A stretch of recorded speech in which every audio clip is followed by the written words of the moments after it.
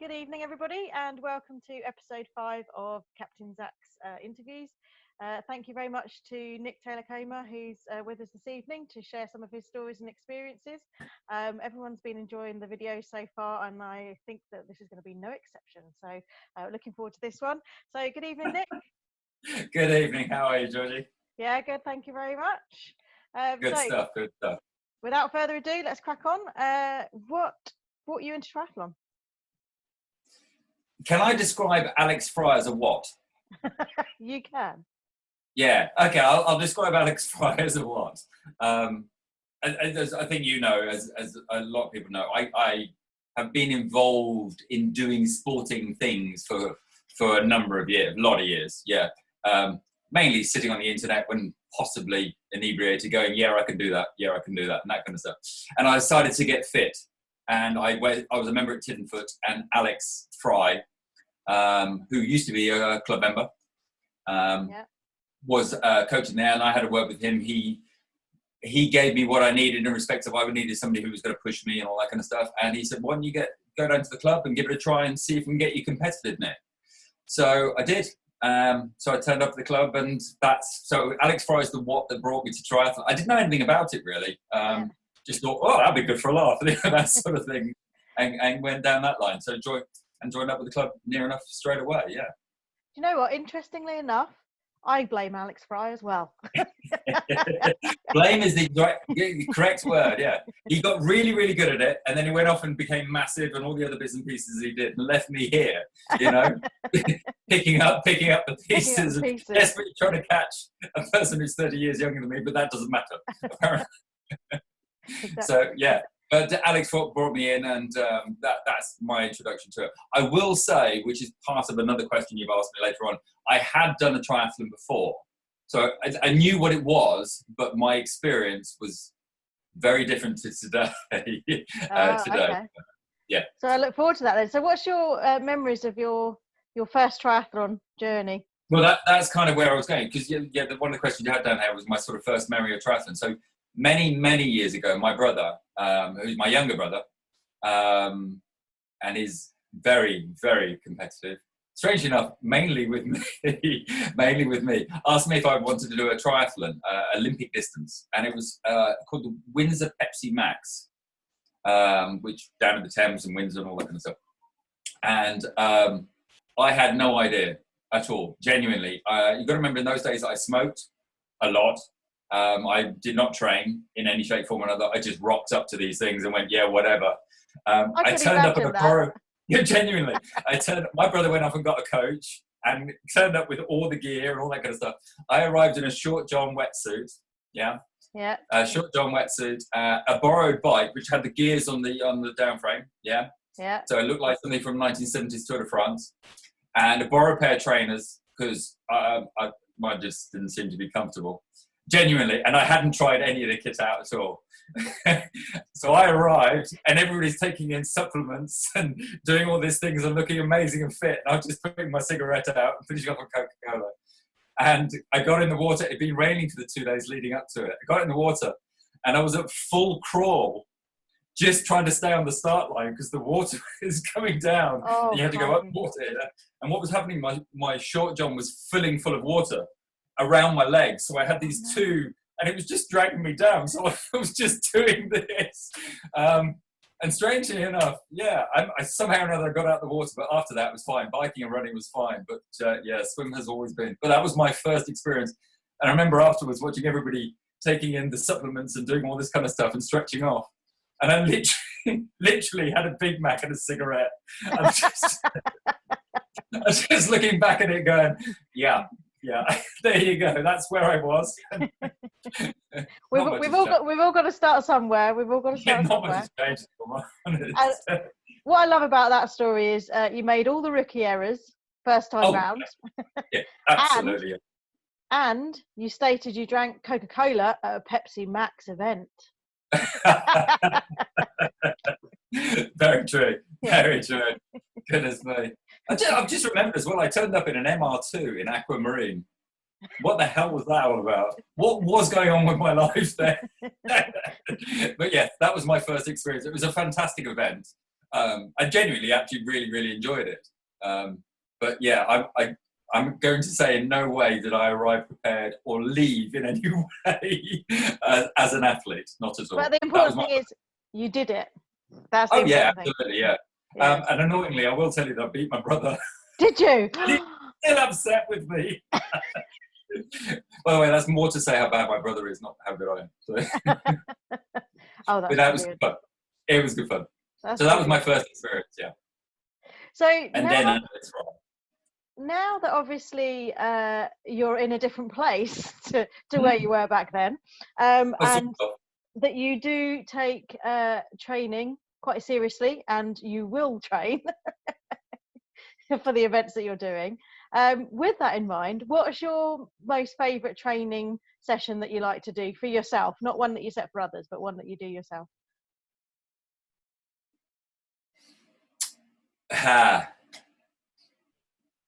Yeah, right.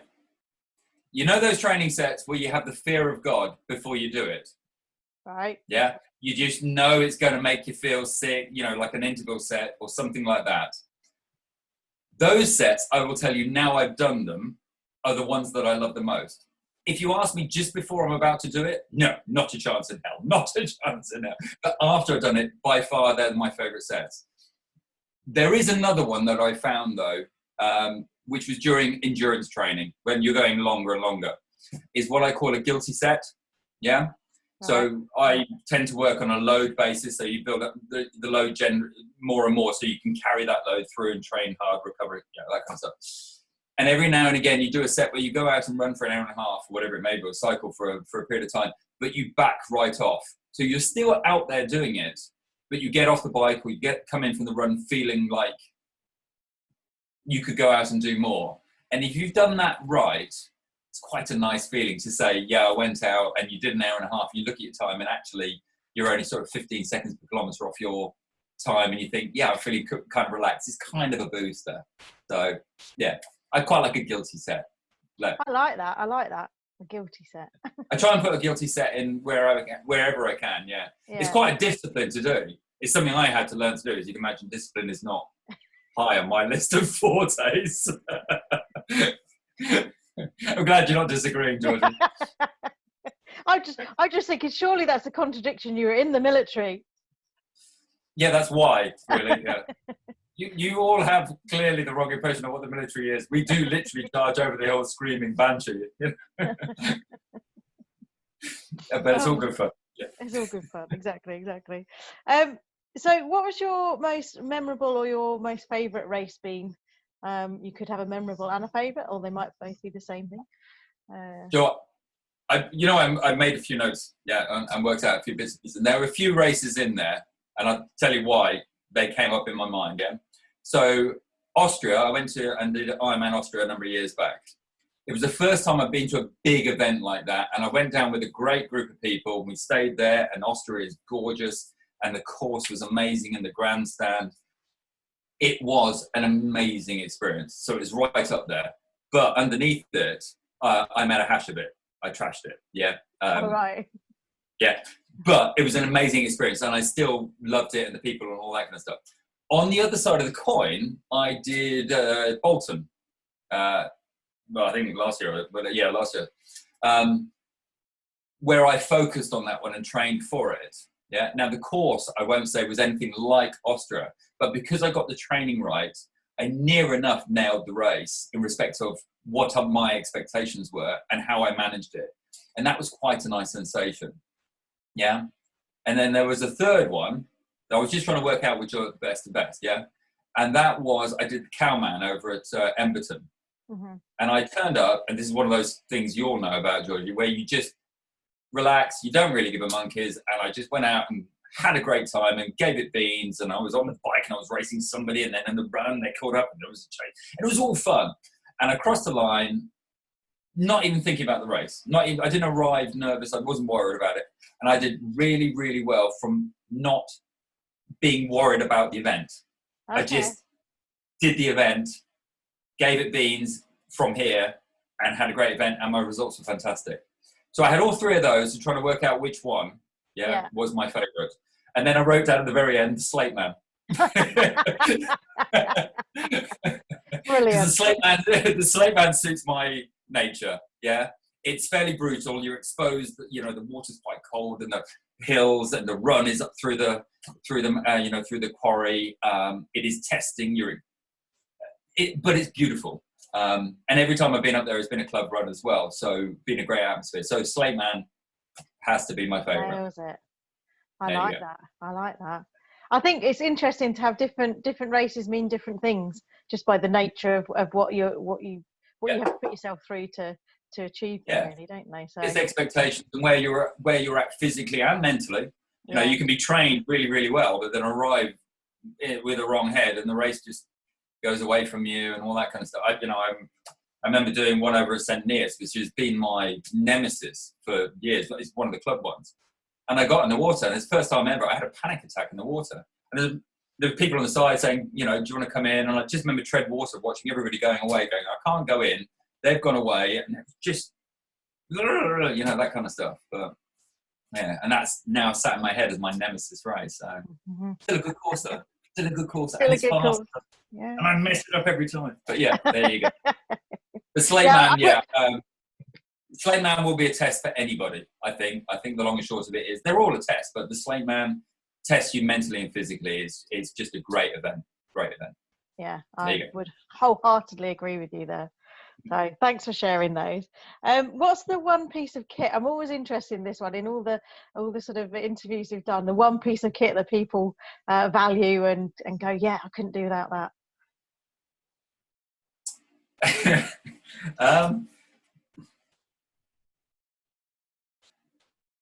I've gone over the sort of curve now. At the beginning, I had everything, and I had 3 of them just in case. And then there was another part of me that went slightly sarcastic. I couldn't really do a triathlon without a bike. But no, I decided to go down. The one thing that I've learned, I don't really use a lot of aids now, and gadgets. And I was thinking about little simple things like a buff. I always run with a buff around my wrist. I just find it useful for wiping sweat away, or wiping the gels away and off my hands, all that kind of stuff. And rather graphically, if you get caught playing bears, it's kind of useful. So if I come in across the finish line, Georgie, and it's not on my wrist, and you see it, then you know what's happened. The secret's out now, Nick. The secret is out. Absolutely. Well, Rob Lee already knows that one. Because I don't leave it in the woods. I tuck it underneath my shorts so I can bring it back and wash it. But so. But the bit I wrote down, on a serious note, the bit that I actually wrote down, the buff is a good piece, but the bit that I found that's been really, really good has been on my tempo trainer for swimming. Okay. I found that really, really good. So most of my focus is on form and efficiency. If you can get those 2 right, then the rest comes with your speed and all the other bits. If you can get that sort of the fundamentals right, then you'll be fine. But the discipline of pacing is really, really hard. And most of us have a pace that will get us to the end. But if we want to really maximize these experiences, whether or not for a result or for your own result in the race itself, being able to pace in the pool, in the water, on the bike, in your run is massively important. Understand how that affects the body. And I found the tempo trainer in the pool, because that's where I would say probably of the 3, that's my weakest. The tempo trainer has been a really good aid for that. It's helped, a really good thing. So I'll go with the tempo trainer being probably the piece of kit I use the most to help me, if that makes sense. Yeah, definitely. Yeah, there you go. Oh, that's great. And a buff, of course, just in case I get caught with bears, of course. Well, no, you were going to see all these buffs at the club now, you know that. The LB Tri buffs are all going to get sold out. Oh, God. We all know why. So, in actual fact, I don't know whether you've sort of answered the next question in what you've said already, but your best triathlon top tip, does it involve a buff? Well, best triathlon top tip of all the things that I've learned, carry a buff just in case you have to go and play bears. No. I think the serious answer, if there is a serious answer, is the variety of training. It's making sure, and I think most people will understand this, is just actually doing it. And Tasha is a yoga instructor, but the functional stuff, the mobility side of things, treating rest as part of your training.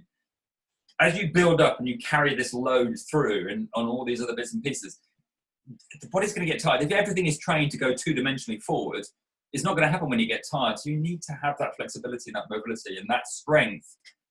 And I think functional training, a little cardio, a little mobility, and also mix it up a bit. Don't always just focus on, just the one area. Just widen it a little bit. Also takes the boredom away, especially if you're doing the longer training stuff. It can get quite monotonous, so mix it up and change it around. But that would probably be my major thing. Top tip is mix your training up with other stuff. Don't just run, cycle, and swim.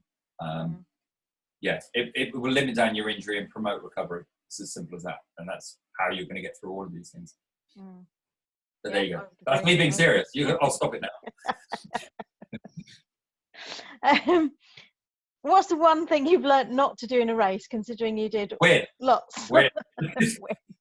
I've learned I'm the world's best 4th place runner. I love it. Absolutely. I keep on saying it and going, yeah, great. They'll enjoy the podium. That's no problem. I'll be at the bar.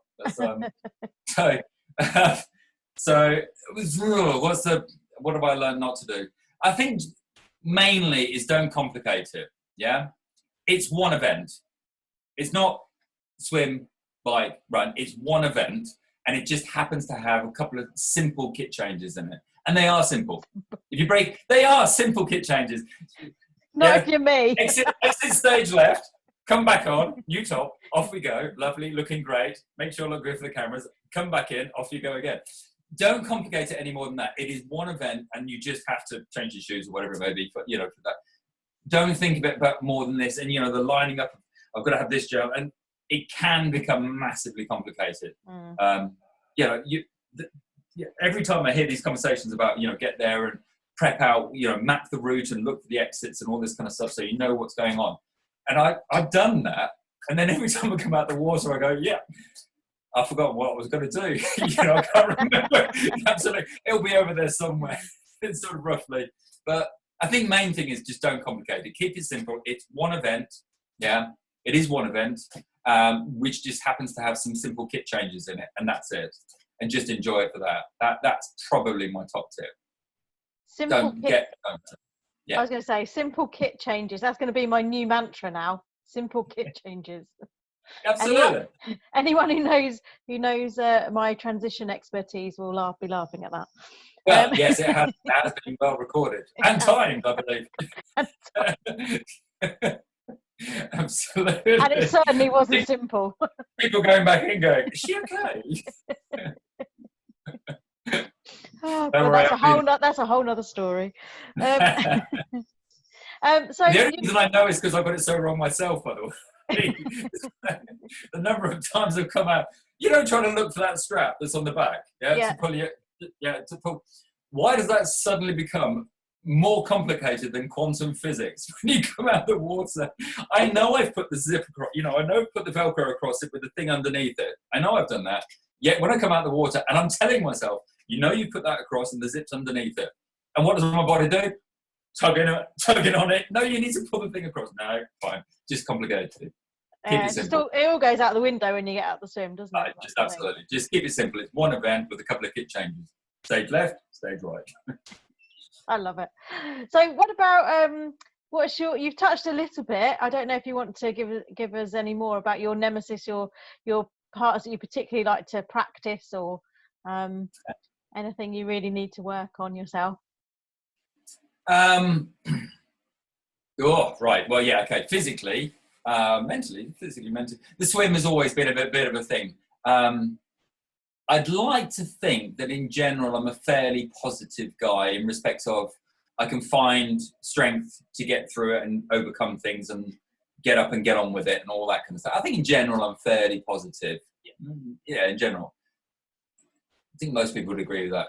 However, when I get in the water, I've got two people speaking. One is the one that's saying, come on, Nick, you can do this. The other one's going, get out of the water, you useless muppet. Look at you swimming. You look like windmilling. When I put the washing in there, you're useless at it. You should be doing duathlon. This is what you're good at.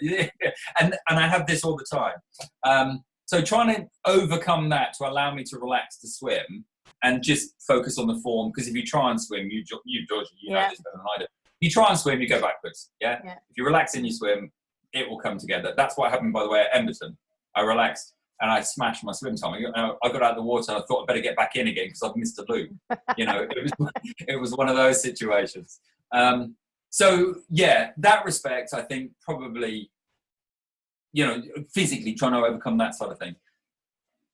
I think in general, and in some respects, it might be true of most of us, and probably the reason we get involved in all these challenges is just overcoming the things you have in yourself in general. Yeah. Mm-hmm.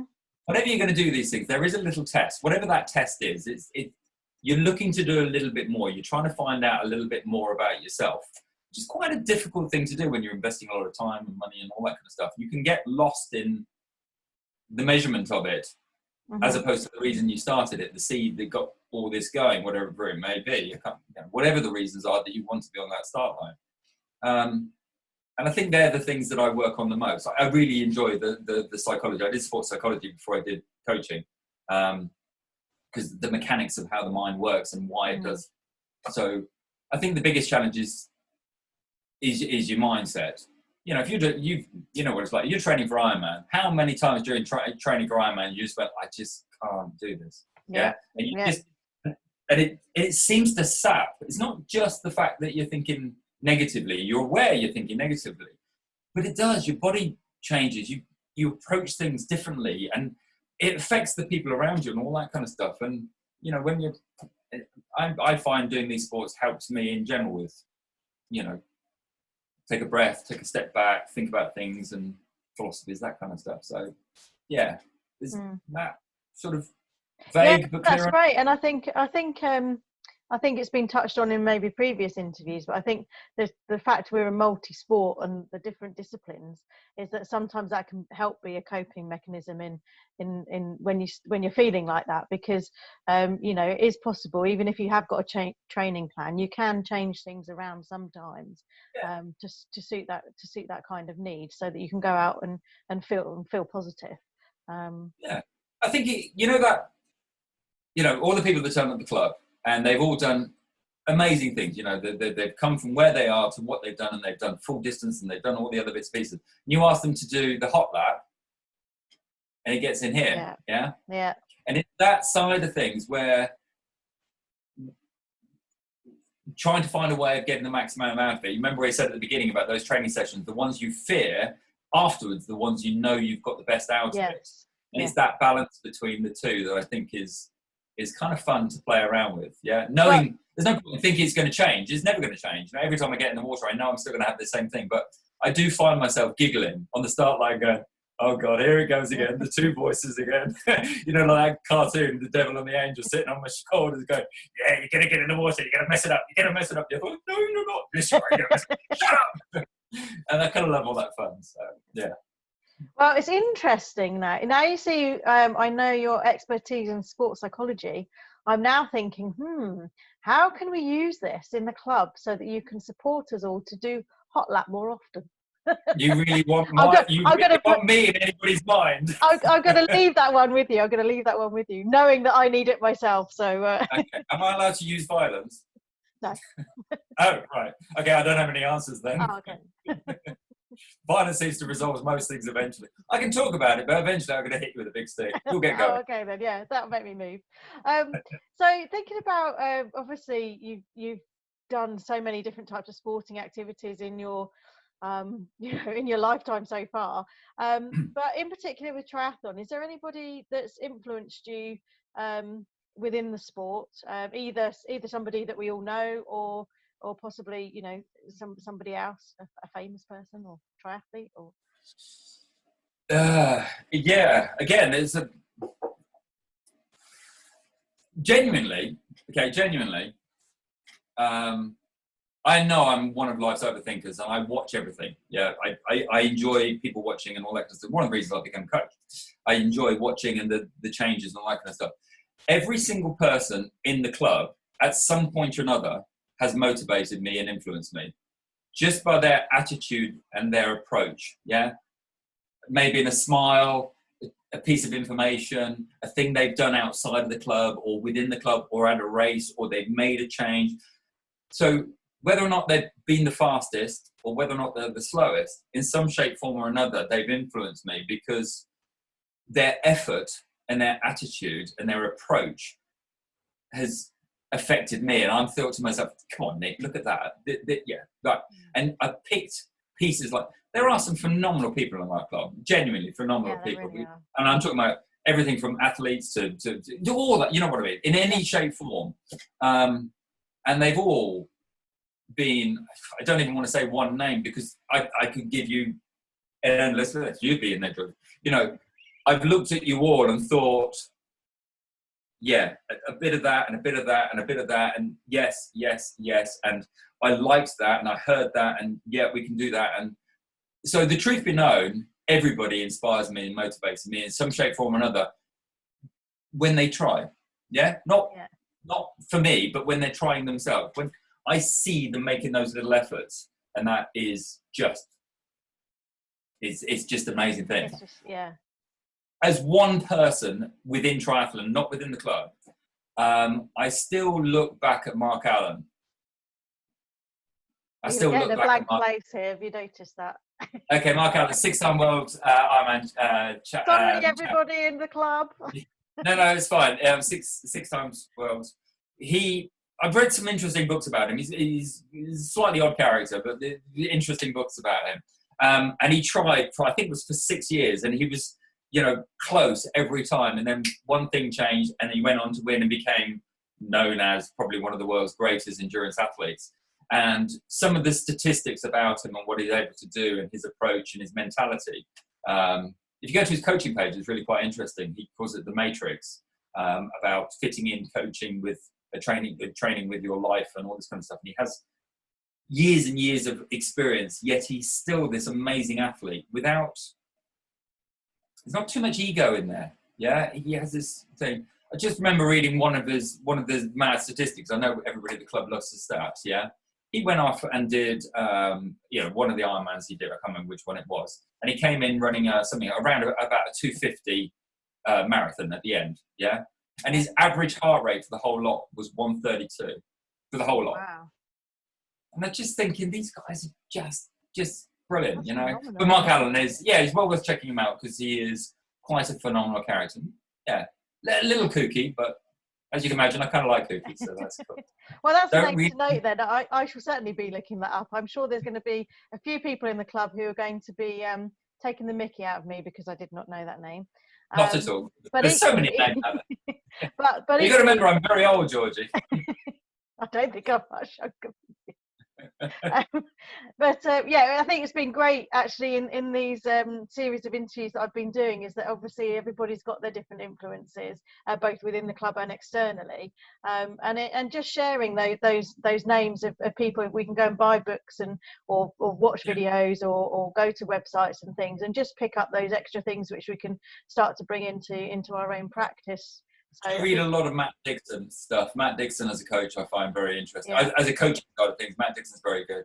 Mark Allen as an athlete. But going back to inspiration, motivation, influence, when you turn up at a club session, just listen and watch. Yeah, there are some amazing bits and pieces of information and things just to get you going. Yeah, it's quiet and it's subtle and you'll see it, but you'll just pick up on it. You know, people as they're going out in the warm up on the run, you know, and they start saying about, it was really difficult, I did this and this, and then they go out and smash the interval set, even though they're not in it. You think, good on you, fantastic, well done. I think I think certainly, I know I definitely can relate to that, being inspired by our club members in all the different things that people are doing, and how even with how people manage doing their training with their normal everyday lives and all the things that are involved. I think you're right. I think I don't get inspired by anybody outside of the club because they're all awful. Yeah. Well, yeah, exactly. So that actually brings on quite nicely to our last question. Your favourite thing about coaching? A